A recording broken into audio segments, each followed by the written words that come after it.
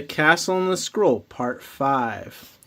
Careful what you say, Justin said, looking around us. Marbles and checkers aren't silly. There's actually a lot to learn from them. Teamwork, leadership, and perseverance, to name a few. You should come out to the local matches if you're able. You'd be surprised how much fun they are. Paul's son is quite talented.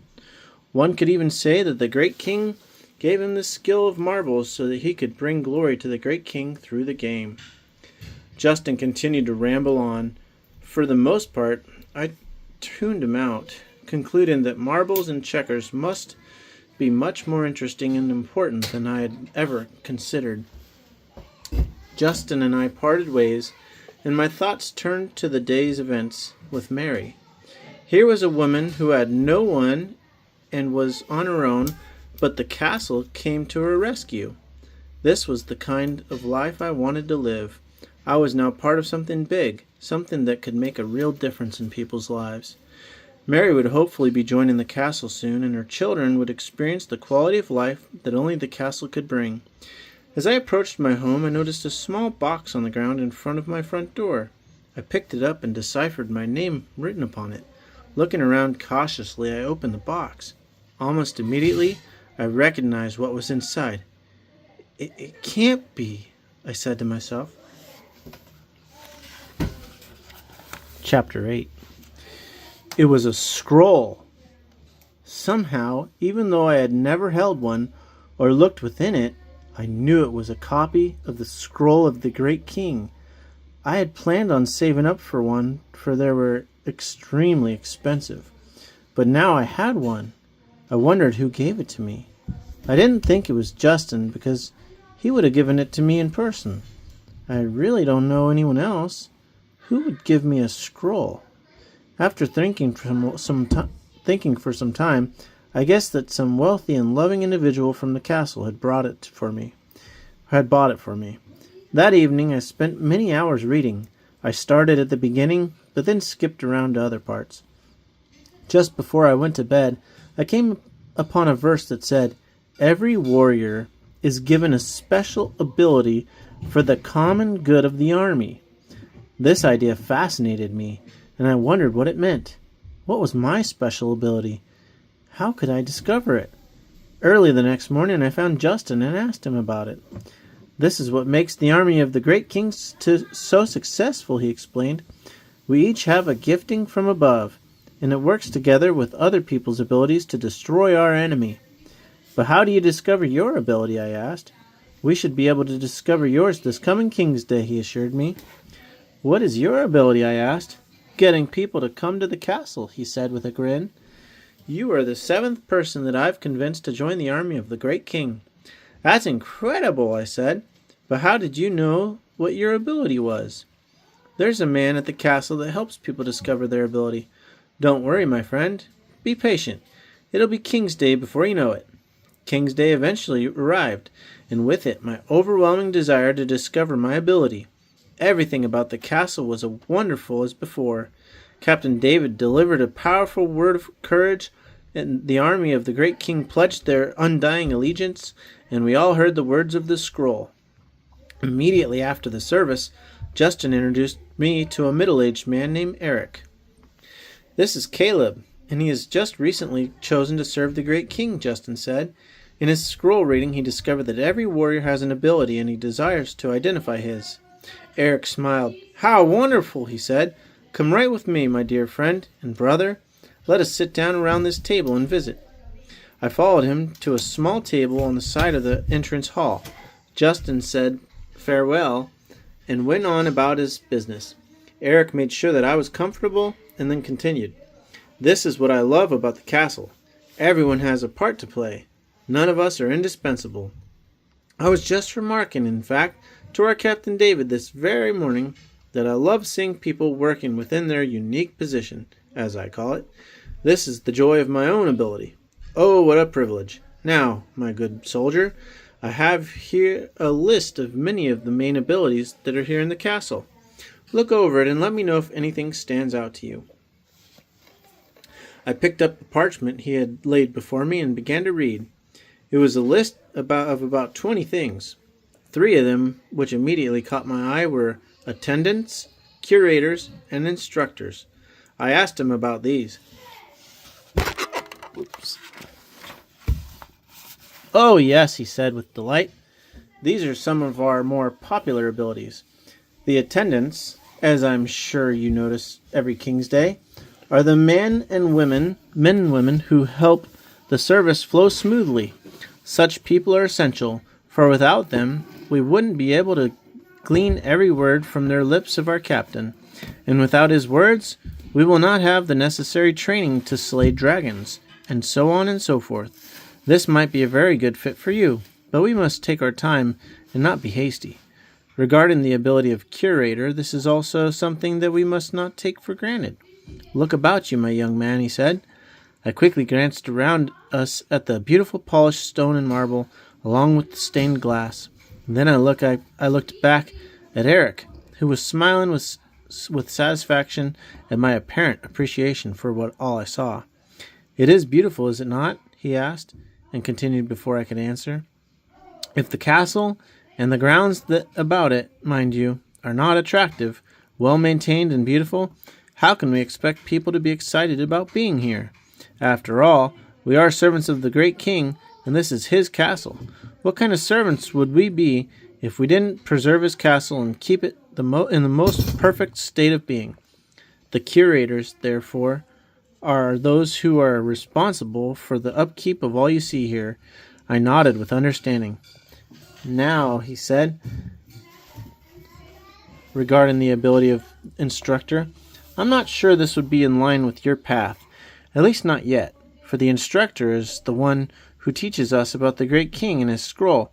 Since you're a recent recruit, it'd be too soon for you to step into such a position. You mean there are others who teach besides Captain David? I asked curiously. Eric smiled. Oh, yes, indeed. David teaches at the main gathering just over there in the Great Hall, but then we have scroll class. What's scroll class? I asked. Why, scroll class is where you learn about the scroll, Eric said with a bit of amazement in my ignorance. We must get you into such a class right away. But anyhow, as I was saying, it's too early in your training for you to be an instructor.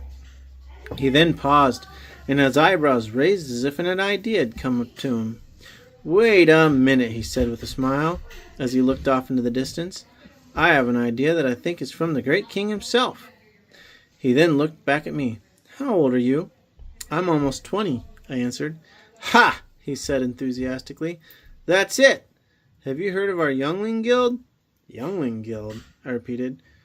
No, I haven't.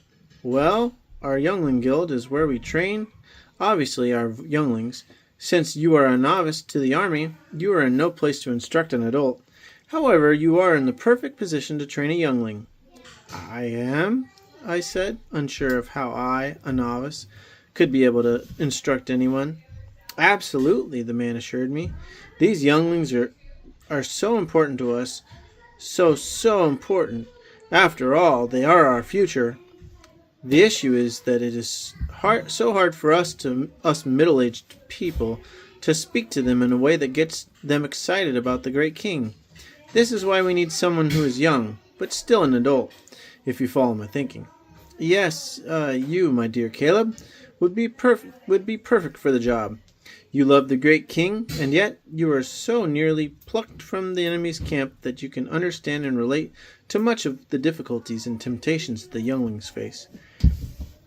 I have tried to talk to them, and they look at me like I'm speaking a foreign language. I have a hard enough time speaking to my own younglings about these things.